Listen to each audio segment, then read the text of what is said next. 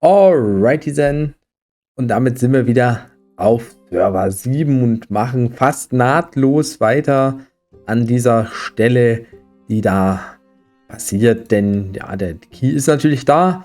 Ja, und wir müssen hier noch ein paar Level machen. Und vorher aber noch gehen wir. Ach nee, gehen wir noch gar nicht. Das gehen wir ja noch gar nicht. Das mache ich auf einem anderen Server. Wir können auch gar nicht in den Turm gehen. Wir müssen erstmal ein paar Dungeons machen. Oh! Was? Brauchst dich ein Try mehr? Okay. Hardcore. Gut, hier muss man jetzt sagen, da hat das legendäre Item jetzt eigentlich wirklich ausgespielt. Mich nervt nur leider, dass ich hier komplett keinen Sockel drin habe. Also hier auf dem Slot macht es nicht so viel Sinn, das auszutauschen. Ich möchte eigentlich hier auf diesem Server keine Pilze für die Versocklung angehen. Zumal wir eh noch im Level steigen werden. Ist jetzt nicht so, dass ich dieses Ding jetzt hier ewig halten werde. Dementsprechend, ja, würde ich sagen, machen wir es wirklich so, ja. Kloschüssel habe ich ja jetzt erst bekommen, deshalb kann ich noch nicht meine Aura-Stufe erhöhen. Schade, schade ist das. Okay, wunderbar. Die Levels hier sind am Start. Da geht noch was. Ja, ein paar Pilze ausgeben. Feinripp-Schlüpper, auch wieder neues Epic. Ja, das könnte man einsetzen, aber auch wieder kein Slot, nichts da. Auf diesem Server läuft es tatsächlich nicht so steil mit den Epics. Ja. Also klar, habe ich hier Epics drin. Ja, aber es ist... Das Gesamtpaket der Epics, das passt hier nicht so. Also gut, dass das nicht so ein Competitive Server hier ist. Ja. Das hätte einen sonst ja, sollte einen nicht den Spaß nehmen, aber hätte passieren können. Jetzt kriegen wir 5 Attribute Handschuhe, die gleichen, die wir schon mal grob bekommen haben, aber hey, immerhin sind sie besser als die anderen und deshalb nehme ich sie auch mit. Also, da kenne ich jetzt nichts, ne? Da kenne ich jetzt nichts. Müssen wir natürlich erstmal wieder die Dings machen, hier die Verzauberung, damit das auch gleich drin ist und ja, jetzt durfte ich natürlich schon was in die Toilette geworfen habe an Epics, aber auch das ist jetzt nicht so schlimm. Ich distract jetzt einfach mal den Gem, denn ich habe jetzt zuletzt nur Intelligenzsteine bekommen. Keine neuen Steinsteine, ne? Also Steinsteine, ja. Und noch ist die Festung nicht auf 10, dementsprechend haben wir hier noch ein bisschen Kapazitäten zum Angreifen. Genau solche Sachen will ich haben. Ein bisschen mehr Steine wären noch hübsch. Ja, aber die kriegt man irgendwann auch noch. Ein paar Leute muss man hier mit Gold überspringen, aber das kostet auch so wenig. Das ist schon ziemlich nice, ey. Gut, jetzt habe ich mal einen Angriff gemacht. Gold gespart, dafür einen Soldaten aufgegeben, ja, den in den Tod geschickt. Der konnte nichts machen. Ehre geht raus an ihn und seine Familie auf jeden Fall. Ja, das ist mir fast so einer lieber. Der bringt halt auch nur 2000 Steine wie der andere. Aber dann ist das Verhältnis Steine und Holz nicht so gesprengt. Das ist natürlich noch besser. Ich habe viel mehr Holz, als dass ich Steine habe. Das liegt natürlich an den Leuten, die ich hier angreife, größtenteils. Ne? Hier, naja, obwohl bei dem geht's. So ein 3:1 Verhältnis ist eigentlich ganz praktisch. Gut, 3:1. Viel weiter entfernt bin ich auch nicht von 3:1. Das ist vielleicht ein bisschen... Nein, ich habe ihn überblättert. 300 Holz und 2000 Steine. Ich habe ihn überblättert, weil ich nur das Holz gesehen habe erst. Oh Gott. Und dafür der hier, 5000 Holz und keine Steine. Ja, das ist der. Ja, auch nicht ganz 3:1, aber Verhältnis passt und ja, die Attribute steigen. Also hier die Ressourcen steigen. Das ist jetzt hier ein Stärkegegner. Jetzt kommt... Ach, hier kommt schon die Mordmaschine. Im Prinzip schaffen wir den aber auch. Ja, locker. Locker. Ja, das ist ein schönes Upgrade. Hier würde ich den Stein auch nicht mal raus extrahieren. Also Klugstein ist jetzt nicht so, dass ich sage, oh, ich brauche den zwingenderweise, zumal ich ihn jetzt eh schon wieder bekommen habe. Also es ist ja eine 1:1 Ausbeute hier. Das ist ja, das kannst du dir ja gar nicht besser malen, ja, dieses Ergebnis. Auch nochmal Geschick und danach kommen hier Stärkegegner, Intelligenzgegner und dann wunderbarerweise das Spiegelbild, das man nämlich eigentlich besiegen muss vor der Mordmaschine. Nein, nochmal Geschickgegner. Okay, aber one try, first try. Alles ist vorbei. Alles ist vorbei. Ja, für die Armor, die ich eigentlich schon habe, nehmen wir das mal. Guck mal nochmal nach einem neuen Gem. Ich krieg einfach nicht das, was ich brauche, ne? Also so viel besser sind die, also ja, 150 ist okay, extracten wir halt. Müssen wir damit leben, jetzt kommen viele Epics, ich habe mich beschwert, jetzt sind sie da. Mit Slot, alles drum und dran, alles gut. Nur noch keine Verzauberung, weil ich natürlich im Arena-Manager da noch nicht so weit bin. Wollte ich noch was machen? Naja, nee, jetzt hier die Banshee. Ach da, der andere Legendsgegner, der war da schon. 1, 2, 3. 3 Versuche für die Banshee. Sehr gut. Hat gut geklappt. Jetzt Spiegelbild. Braucht mal. Der erste Try geht immer schief bei mir. Okay. Es wurde Zeit für was Neues. Okay, jetzt haben wir dann doch die Chance oder die Pflicht oder was auch immer hierzu. Ist schon besser, ne? Das ist schon deutlich besser. Doppelt so gut. Heieiei. Aber eine 138er Gem werde ich nicht extracten. Also da will ich jetzt dann doch mal einen neuen haben. 1. Es ist ja eine Goldmine. 2. Ja. Ich habe hier einen Berserker. Naja, gut, dann nehme ich halt jetzt Ausdauer. Das war jetzt nicht so mein Ziel gewesen, aber dann nehmen wir Ausdauer. Da sind wir jetzt 1:1 dahingehend gebrieft, ja. Noch ein bisschen mehr Ausdauer, weniger Damage. Und man sieht, die Mordmaschine ist halt eine Mordmaschine, weil sie viel DMG austeilen kann. Ja. Das ist...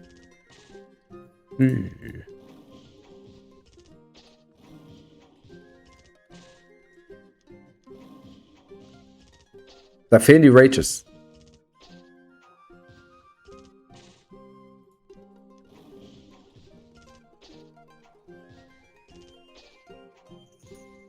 Kann nicht sein. 50%. Chance da auf den Rage. Wenn ich die letzten Angriffe ausnehme, haben wir zweimal geraged und ansonsten gar nicht. Was ist das?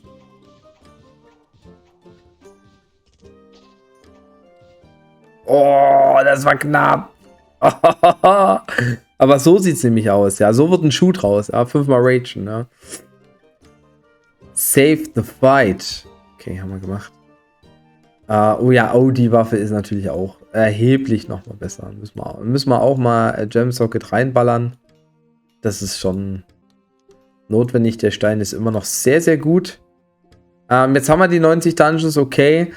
Jetzt können wir in den Tower gehen. Und jetzt haben wir auch dann bald die Begleiter. Noch reicht der Platz, den ich habe, ganz gut aus. 123. Nächste Dungeon wird dann schon ein bisschen schwieriger. Klar, wir haben jetzt die bessere Waffe, die frische Waffe bekommen, dann ist es vielleicht dann doch nicht so schwierig mit den ganzen Boni, die wir eh haben. Aber ich muss jetzt gucken, dass ich mein Inventory jetzt hier nicht... ich habe es eigentlich schon zu voll gemacht, ja. Also, eieiei. Und das kann ich nicht wegwerfen. Werde ich vielleicht einen Epic verkaufen, ja, das ist... Sollte man ja nicht machen, ne? Ja, dann macht das aber Sinn. Into the Cold Room damit. Ja, ein bisschen skillen können wir auch noch. Dadurch, dass ich jetzt den Austauschstein bekommen habe, skill ich jetzt einfach Stärke, weil ich es kann, ja. Also das ist so immer 90 Dungeons clearen zwischen Level 120, 125 dann sein. Das ist so ein guter Zwischenstep. Jetzt müssen wir auf die Underworld warten und dann ist das eigentlich alles auch kein Thema mehr. Dann easy going, ja, kann man sagen. Easy going. So, ja, dann habt ihr aber mal einen kleinen Fortschritt gesehen, ja, innerhalb von 2 Aufnahmesessions, der denkbar ist. Wir sind jetzt nicht viel weiter vorgekommen, ne? Soll auch mal so sagen. Ja, ich battle mich hier mit Xio gerade anscheinend. Ich würde auf jeden Fall sagen, wenn es euch gefallen hat, lasst gerne einen Daumen nach oben nach, haut auf jeden Fall rein, macht Tschüss und Servus. Oh ja, Basti. Servus, alrighty, dann damit herzlich willkommen zu Pixel Fidget mit mir und Basti. Wir sind auf S7, dem Aufholprojekt. Und wahrscheinlich wird dieses Video in verschiedene Teile aneinander geschnitten haben, einfach nur um den Progress des Charts zu zeigen, so minimal halt, weil natürlich durch den neuen Server und so auch viel Content kommt, der ein bisschen zeitaktueller ist. Also wenn ihr das Video seht, ist das bestimmt schon ein paar Tage her. wir haben ja zuletzt ein paar Dungeons gemacht, ne? Haben uns ein bisschen verbessert und haben jetzt auf 95 gespielt. Haben den nächsten Dungeon Key natürlich freigeschalten. Und ich würde sagen, was letztens da schon ganz gut lief, können wir heute nochmal ein bisschen verstärken. Ja, man ist ja nochmal ein bisschen stärker gekommen. Ich muss jetzt auch definitiv noch ein paar Level machen. Eine Toilette, der Würfelspieler, der ist nicht unrelevant, sagen wir es mal. Und auch langfristig natürlich die Festung. Die Festung, sage ich, die Unterwelt, die wir freischalten müssen. Deshalb hier schönen One-Hit rausgehauen. Ja, ist klar. Ist jetzt nicht keine krasse Leistung irgendwie, ne? Also, wir gucken gleich nach jedem Teilpart, schaue ich mir auf jeden Fall den Stand in der Gilde an. Dennoch muss auch da was gemacht werden und so ist es halt richtig nice und spannend. Okay, jetzt kommt schon hier ein 154.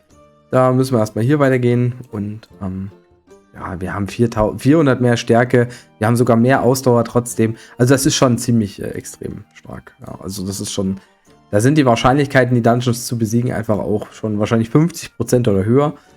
Keine Epics bekommen, jetzt kriegen wir ein Pflicht-Epic, hoffentlich was Gutes. 5 Attribute Schuhe, naja, ist jetzt nicht so nice, vor allen Dingen nicht auf dem Slot. Dennoch müssen wir mal schauen. Ah ne, Toilette habe ich ja noch nicht. Toilette werden wir demnächst freischalten, werde ich mir die Epics mal aufbewahren. Nächstes Event ist ja nichts mit Epics an sich, wenn ich es richtig in Erinnerung habe.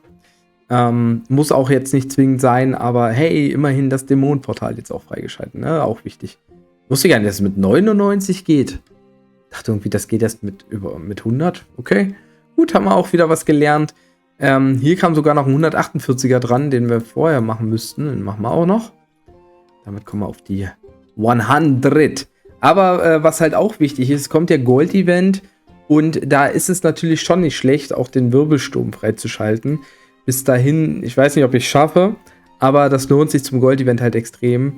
Ne,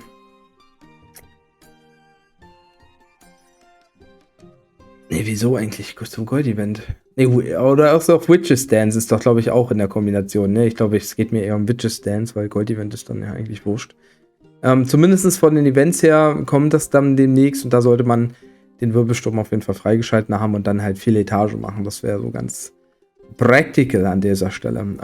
Das werde ich auch versuchen, muss ich mich nochmal informieren. 170er hier, okay, der ist vielleicht ein bisschen stärker, 154er sollte man auch noch schaffen. Auch One-Try, das ist schon echt krass. Oh, okay, das Epic ist gut. Das ist auf mehreren Seiten gut, also wegen Armory, die bei mir eh schon ziemlich schwach ist. Ja, aber trotzdem von den Werten her ist das mal gut und ich überlege jetzt einmal zu skippen. Da kriegen wir natürlich nicht den richtigen Stein. Wir kriegen auch keine großen Steine fix. Dennoch sind die mittleren auch schon besser. Kleine, ja, naja, nee, okay, dann nehme ich dann doch erstmal den. Ich will jetzt auch nicht 5000 Mal skippen, so. Aber den Stein können wir vielleicht auch irgendwann mal einsetzen. Zum Beispiel, wenn wir hier sowas neu finden, ne? Also das könnte man auch mal auswechseln. Vielleicht schaffen wir es ja über ein Epic, was wir bekommen. Das wäre perfekt. Da müsste ich jetzt nicht blättern, großartig. Okay, Geschickgegner auch gefallen. Hier ist auch nochmal Geschick. Ja, am Ende kommen natürlich ein paar nice Intelligenzgegner, aber die Geschickgegner brauchen ein bisschen. Sieht gut aus. Das ist Intelligenzgegner, den sollten wir auch noch schaffen. Und dann können wir wahrscheinlich auch noch den Stärkegegner angehen. Leider keine Epics hier bekommen. Ja, ja, okay, genau. Arena Manager ist natürlich extrem wichtig. Da bin ich ganz ehrlich. Ich werde den Seed boosten und ich werde wahrscheinlich irgendwann mal die Toilette boosten, wenn ich sie habe. Bis dahin werde ich sonst nichts machen. Also das ist ist es mir dann nicht wert. Man müsste noch nicht mal unbedingt dieses Boost mitnehmen, aber ich sage mal schon, das bringt schon was, den Seed zu boosten und zu verstellen, weil es sonst immer so ewig dauert, bis man überhaupt ein bisschen Money eingefahren hat. Deshalb da kann man das machen, aber viel mehr mache ich da auch nicht. Okay, da haben wir jetzt hier natürlich den 170er. Ab 110 gibt es nochmal den neuen Dungeon Key mit dem 152er, der startet. Da geht natürlich auch nochmal ein bisschen was. Das heißt, wenn man jetzt noch 2 Dungeons macht und man fast 110 ist es wiederum ganz hübsch. Ein bisschen Alu kann ich auch noch spielen. Oh! Oh! Wir kriegen sogar ein Oh, das ist stark. Also, Leute, ohne Witz, das ist richtig geiler Predict von mir, dass ich natürlich das bekomme, was am perfektesten ist. Diesen Fehler habe ich jetzt häufiger. Vor allen Dingen kann ich jetzt hier sogar den Stein einsetzen, muss noch nicht mal den extracten. Das ist sehr stark. Ich werde einfach mal dismanteln, damit ich mal irgendwas reinkriege. Also Distract brauche ich den Stein nicht, der ist einfach zu schlecht. Der ist zu schlecht. Mir fällt auch gerade ein, wir müssen natürlich nochmal die Dings holen hier. Erstschlag auf jeden Fall müssen wir holen. Dann müssen wir hier auch wieder mehr XP reinholen.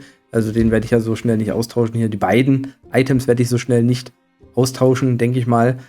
Und ja, eigentlich könnte man jetzt wahrscheinlich bis auf 110 hochgehen und dann gleich noch den nächsten Dungeon Key blättern. Ich glaube im Waffenladen ist das, aber ich vergesse das jedes Mal, aber ich bin mir ziemlich sicher, dass wir das im Waffenladen machen müssen. Ja cool, ich bin jetzt schon 108. Jetzt kribbelt es natürlich wieder im Finger zu sagen, komm, wir gehen auf 110 und holen uns einen neuen Key. Ja, aber dafür müssen wir den hier clearen. Okay. Hat auch gut geklappt. Man muss aber noch sagen, die Waffe ist nach wie vor, also sie war sehr stark, als ich sie bekommen habe, ja. Muss ich mal so sagen. Damit geht einiges mit dem ganzen Bonus, den wir haben und den orangenen Stein, den wir bekommen haben. Ja, okay. Also ich bin jetzt schon eigentlich 110 durch die Alu. Wo ich natürlich noch kein SA-Farm jetzt gemacht habe. Ein paar Prozent gehen mir noch verloren. Out-of-State-Alien ist Intelligenz. Das sollte also auch noch fallen. Da hängst du sonst natürlich schon mal dran am Serverstart so, aber ja, das ist auch stärker, ne? Keine Frage. Aber der Berserker sollte das clearen können. Man muss natürlich auch mal critten. Ja, die Waffe macht jetzt schon ein bisschen weniger Damage. Auf 5 Mal. Boah. Okay, das Alien hält sich. Das hält sich. Hab schon gute Kombis dabei, aber ja, da war da auch mal ein Crit dabei, ne? Das ist halt wichtig, ne? Ein Crit muss auch mal sein. Aber na, 214, ja klar. Also, da geht schon wieder mehr was in der Waffe. Man könnte sich eine neue holen.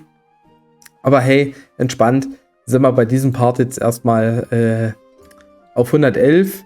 Haben jetzt die Toilette, also Möglichkeit, die Toilette freizuschalten. Ich werde sie mir auch gleich freischalten. Ich werde jetzt nicht auf das Gold gehen. Was ich aber noch machen möchte, ist auf jeden Fall das Gildenpad auszubauen. Das kostet ja immer 12.500 fix. Auch wenn es am Anfang viel Gold ist für den Char. Skillen können wir immer noch später. Hier macht es dann halt auch Sinn, das ausgebaut zu haben, damit man halt die Hydra schneller legt, um dann über den Daily Login reinzukommen. Ne? Ja, den habe ich noch nicht. Weil ich natürlich die Unterwelt, glaube ich, noch nicht freigeschalten habe. Also jetzt wäre es dann auch sinnvoll, demnächst die Unterwelt zu forcieren. Immerhin sind wir jetzt schon bei der Festung im Upgrade auf Level 10. Und ja, man hat schon so viele Ressourcen. Wir können fast die Gem-Mine auch voll upgraden. Also und bis dahin mache ich auch noch ein paar Angriffe.